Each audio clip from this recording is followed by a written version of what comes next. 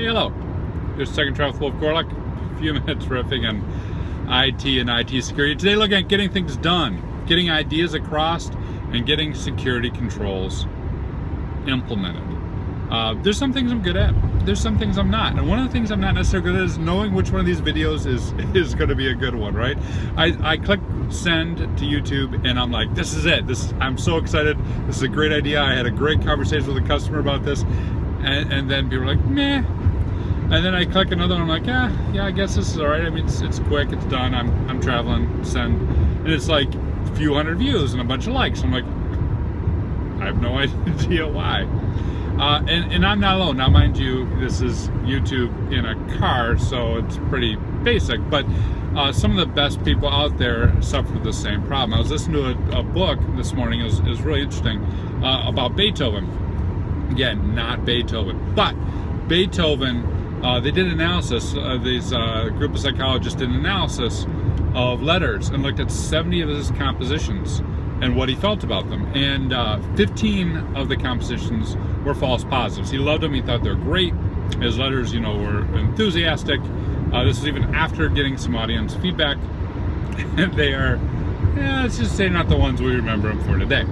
And there's another nine of them, which were false negatives. He didn't like them. He thought, don't really like the way it ended that. Don't really like the way that came together.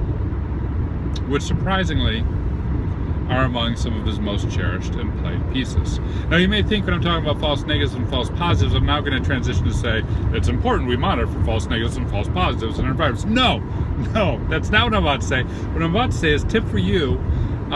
You need to have a collection of activities in play at any one given time. Because of those, the ones that you may think, if you got 10 of them, 2 that you think are great are going to fail in your organization, right? And 2 that you think aren't going to have a chance are going to get unexpected support, unexpected buy-in, and unexpectedly move your program forward.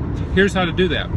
If you take an existing attack path, right? Here's this 10, 15 steps that a criminal is going to take. And you say, here's some ways I can detect to prevent those 10, 15 ways, all right?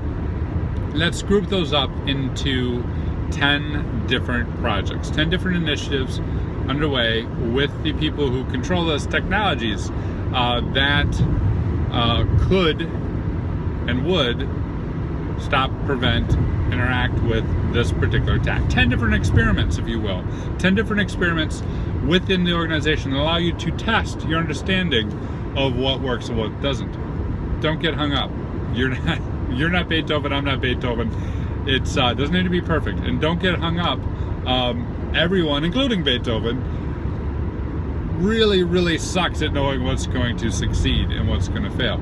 That's why you want to have several different experiments, because a few of those are going to get immediately positive feedback. A few of those are going to take off, and a few of those are going to move very quickly. The rest, moderate. And a few of those are going to get tremendous amounts of resistance.